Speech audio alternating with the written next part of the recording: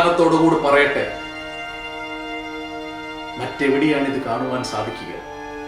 കേരളത്തിലെ സഹോദരങ്ങൾ മണ്ണിനടിയിൽ കിടക്കുമ്പോൾ ആ കാഴ്ചയിലേക്ക് ഓടിയെത്തി ഭക്ഷണവും വെള്ളവും പോലും ഇല്ലാതെ ആ ദുരന്തമുഖത്തേക്ക് ഓടിയെത്തിയ സന്നദ്ധ പ്രവർത്തകരെ നിങ്ങൾക്ക് വേറെ എവിടെയാണ് കാണുവാൻ സാധിക്കുക?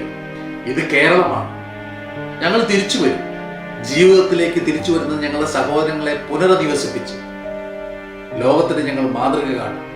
പോയതെല്ലാം ഞങ്ങളുടെ സഹോദരങ്ങളാണ്.